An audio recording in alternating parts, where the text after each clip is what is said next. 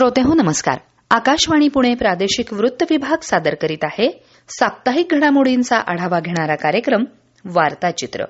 वार्ताचित्रच्या आजच्या आवृत्तीत आपण ऐकणार आहात पुणे मेट्रो प्रकल्पाच्या प्रशासकीय मुख्यालय असलेल्या मेट्रो भवनाचं मुख्यमंत्र्यांच्या हस्ते उद्घाटन, महाराष्ट्र साहित्य परिषदेच्या निवडणुकीत साहित्य संवर्धन आघाडीचा विजय, पुणे शहरात घरगुती गॅसच्या पुरवठ्याविषयीच्या अफवांवर विश्वास ठेवू नये, जिल्हाधिकाऱ्यांचं आवाहन, स्वर्गीय प्रकाश ढेरे चॅरिटेबल ट्रस्ट आणि गंगा लॉज मित्रमंडळाच्या वतीनं यंदाचे यशवंतराव चव्हाण कला साहित्य पुरस्कार प्रदान आणि रूपक कुलकर्णी म्युझिक फाउंडेशन आणि ब्लिसफुल विंड्स फाउंडेशन आयोजित बासरी परंपरा संगीत महोत्सव उत्साहात.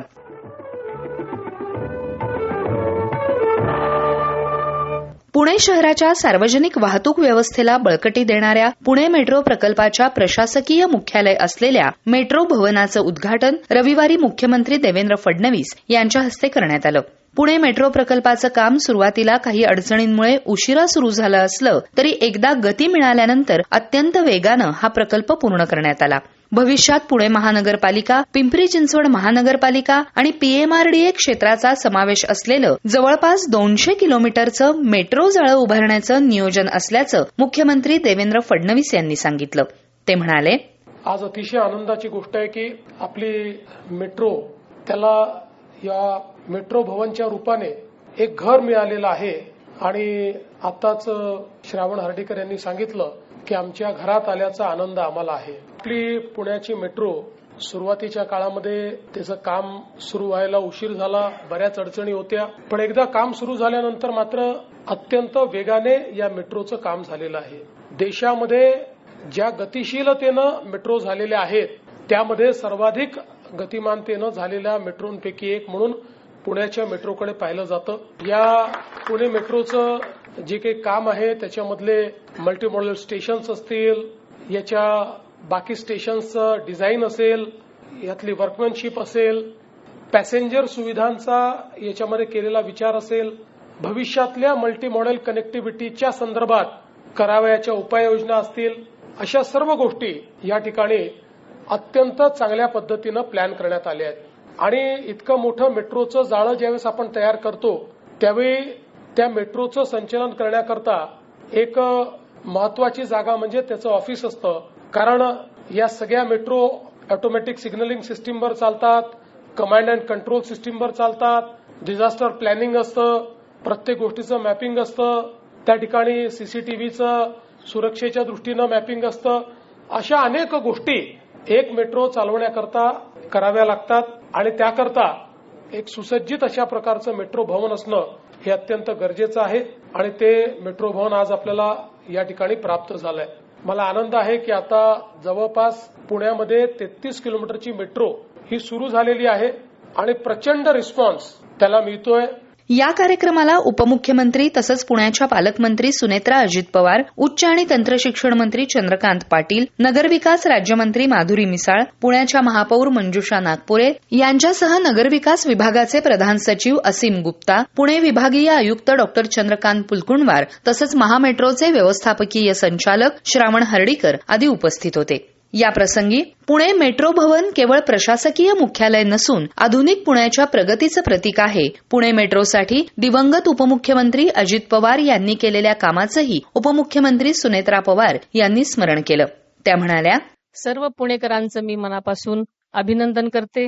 राज्याचे लोकप्रिय मुख्यमंत्री सन्माननीय देवेंद्रजी फडणवीस साहेबांच्या हस्ते आज या पुणे मेट्रो भवनचं उद्घाटन अतिशय उत्साहपूर्ण वातावरणात साजरं झालं आणि अत्यंत ह्या महत्वाच्या क्षणाचे आपण सर्वजण साक्षीदार आहात. हा आपल्या सर्वांसाठीच अतिशय आनंदाचा क्षण आहे.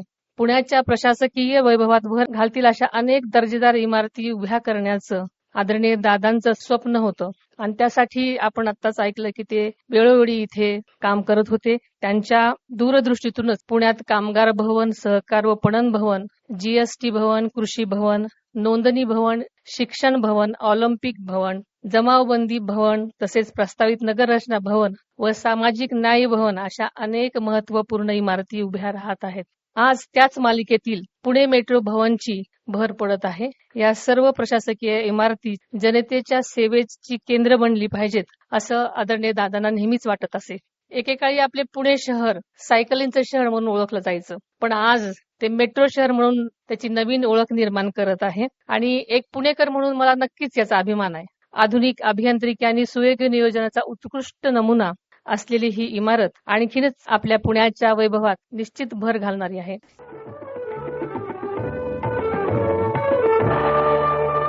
गेल्या 2 महिन्यांपासून साहित्य वर्तुळाचं लक्ष लागलेल्या राज्यातील आद्य साहित्य संस्था असलेल्या महाराष्ट्र साहित्य परिषदेच्या निवडणुकीचा निकाल रविवारी जाहीर झाला. यामध्ये साहित्य संवर्धन आघाडीच्या उमेदवारांनी अध्यक्ष, प्रमुख कार्यवाह आणि कोषाध्यक्ष या 3ही प्रमुख पदांवर विजय मिळवत 10 वर्षांनी सत्तापालट घडवून आणला. अध्यक्षपदासाठीच्या निवडणुकीत लेखक नाटककार योगेश सोमण, प्रमुख कार्यवाह पदाच्या निवडणुकीत पत्रकार डॉ. स्वाती महाळंक, तर कोषाध्यक्ष पदाच्या निवडणुकीत गझलकार प्रदीप निफाडकर यांनी विजय मिळवला. इतर 7 स्थानिक कार्यवाह पदांमध्ये संमिश्र निकाल लागला.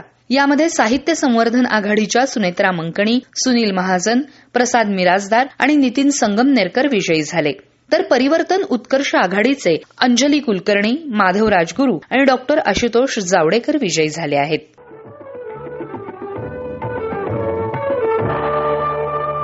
सध्या युद्धजन्य परिस्थितीमुळे शहरासह जिल्ह्यातील व्यावसायिक गॅसच्या पुरवठ्यात समस्या निर्माण झाल्या आहेत. त्यामुळे व्यावसायिक गॅसचा पुरवठा विस्कळीत झाला असला तरी घरगुती गॅसच्या पुरवठ्यावर कोणतेही निर्बंध नाहीत. नागरिकांनी अफवांवर विश्वास न ठेवता अधिकृत माहितीवरच विश्वास ठेवावा असं आवाहन पुण्याचे जिल्हाधिकारी जितेंद्र डुडी यांनी केलं आहे. ते म्हणाले, पुण्यामध्ये डोमेस्टिक सप्लायसाठी कुठल्याही प्रकारची कमतरता नाही आहे. आपल्याकडे डोमेस्टिक सप्लायसाठी जेवढा एलपीजी पाहिजे तेवढा पुरेशा आपल्याकडे उपलब्ध आहे आणि पुढेही सुद्धा अडचण येणार नाही म्हणून शासनाने कमर्शियल सप्लायवर काही टक्के बंदी आणलेली आहे. तर सर्वात आधी जिल्हाधिकारी म्हणून मी सर्व पुणेकरांना आवाहन करू इच्छितो की पॅनिकमध्ये येऊन आपण एलपीजी सिलेंडर घेण्यासाठी रांगा लावू नका. पॅनिकमध्ये ॲडिशनल घेण्यासाठी आपण प्रत्येक ठिकाणी पोहोचतो आहे. त्याच्यामुळे रांगा लागते आणि मग लोकांमध्ये संभ्रम निर्माण होतो आणि एक पॅनिकची सिच्युएशन क्रिएट होते. तर तसं कुठलीही परिस्थिती आपल्या जिल्ह्यामध्ये नाही आहे, संपूर्ण महाराष्ट्रामध्येही नाही आहे. पुण्यामध्ये इनफॅक्ट प्रोडक्शन पण होत असतो आणि म्हणून कुठल्याही प्रकारच्या डोमेस्टिक सप्लायची कमतरता आज पण नाही आहे, पुढे पण येणार नाही आहे. त्यासाठी सर्व काळजी शासना स्तरावर घेतली जात आहे. काल चीफ सेक्रेटरी स्तराची बैठक पण झाली आणि त्याच्यामध्ये त्याने आणखीन 2 दिशानिर्देश आम्हाला दिलेले आहेत. पहिला आहे की जे आपल्याकडे सर्व हॉस्पिटल्स आहे त्याला कुठल्याही प्रकारचा सप्लाय कमी नाही पडला पाहिजे ते आम्ही एन्शोर करतोय.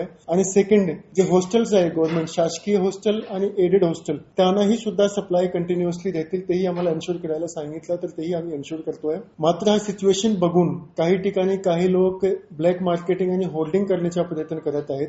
त्यासाठी आम्ही तालुका स्तरावर प्रत्येक तालुक्यामध्ये पथक स्थापित केलेले आहेत तहसीलदारची अध्यक्षतेखाली आणि याचं काम आहे की ते प्रत्येक ठिकाणी जाऊन तपास करत आहेत की कुठेही कुठल्या प्रकारचा होल्डिंग नाही झाला पाहिजे, ब्लॅक मार्केटिंग नाही झाला पाहिजे.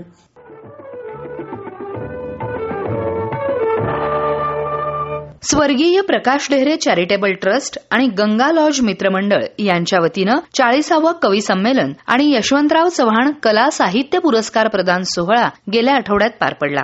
ज्येष्ठ नाटककार सतीश आळेकर यांच्या हस्ते ज्येष्ठ अभिनेते, दिग्दर्शक, निर्माते महेश कोठारे यांना यशवंतराव चव्हाण कला जीवनगौरव पुरस्कार तर रानमाणूस प्रसाद गावडे यांना अजितदादा सामाजिक कार्य पुरस्कार प्रदान करण्यात आले.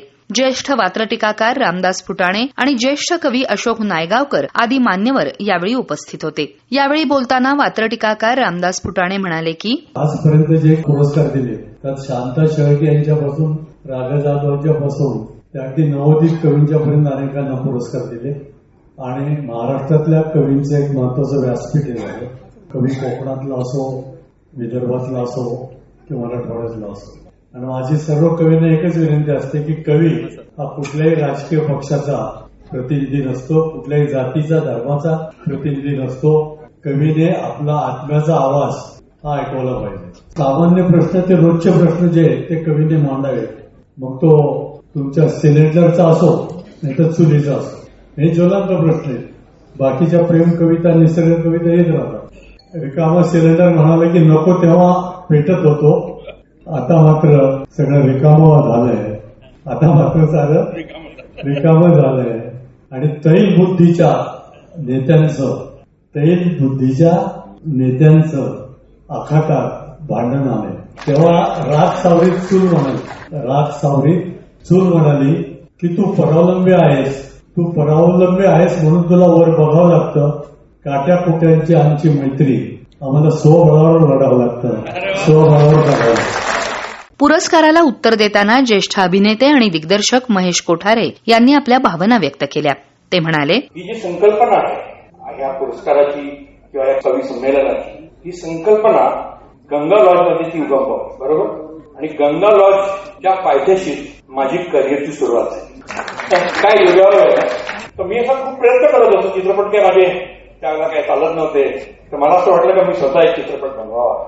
आणि जेव्हा मी साहेब देऊळगावकर माझे गुरु त्यांना मी मानतो, गंगा लॉजच्या खाली अण्णासाहेबांचं ऑफिस होतं आणि माझी अशी इच्छा होती की अण्णासाहेबांनी माझा धुनगडाचा स्क्रिप्ट लिहावा.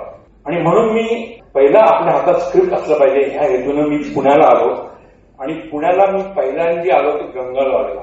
आणि यशवंतराव म्हणले की मला आज इतक्या वर्षांनी 2 गोष्टी फक्त आठवतात.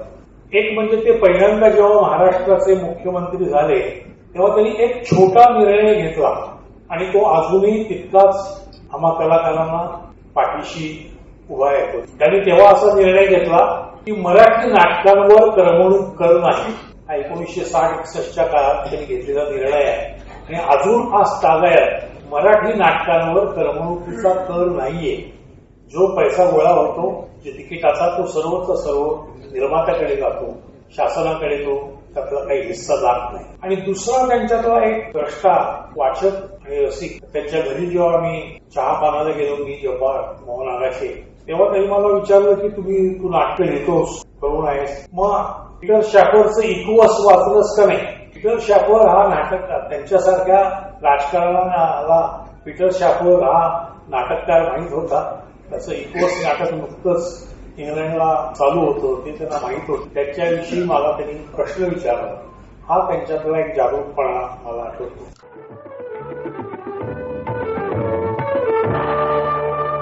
रूपक कुलकर्णी म्युझिक फाउंडेशन आणि ब्लिसफुल विंड्स फाउंडेशन तर्फे बासरी वादक मृगेंद्र मोहाडकर यांनी बासरी परंपरा या 2 दिवसीय अद्वितीय संगीत महोत्सवाचं आयोजन केलं होतं. या महोत्सवात पद्मविभूषण पंडित हरिप्रसाद चौरसिया यांच्याशी संवादात्मक कार्यक्रम आणि त्यांनी निर्माण केलेल्या रागांविषयी जाणून घेत त्यांचं प्रात्यक्षिक या अनोख्या कार्यक्रमाचं आयोजन करण्यात आलं होतं. यावेळी पंडित हरिप्रसाद चौरसिया यांनी निर्मित केलेल्या प्रभातेश्वरी, इंदिरा कल्याण, कलारंजनी, हरिप्रिया आणि मधुमल्हार या रागांच्या निर्मितीमागील संकल्पना विशद केली. या रागांचं सादरीकरण पंडित रूपक कुलकर्णी यांनी केलं तर गीता बलसारा यांनी संवाद साधला. पंडित मल्हारराव कुलकर्णी स्मृती आश्वासक कलाकारासाठीच्या पहिल्या पुरस्कारानं पुण्यातील सुप्रसिद्ध सरोदवादक अनुपम जोशी यांना पंडित हरिप्रसाद चौरसिया यांच्या हस्ते गौरवण्यात आलं. या कार्यक्रमात जयतीर्थ कुलकर्णी यांचं बासरी वादन, डॉक्टर अतुल कांबळे यांनी तबला तर रेणुका लिखिते यांनी बासरी साथ केली. विदुषी मंजुषा कुलकर्णी पाटील यांच्या गायनानं रसिकांना मंत्रमुग्ध केलं.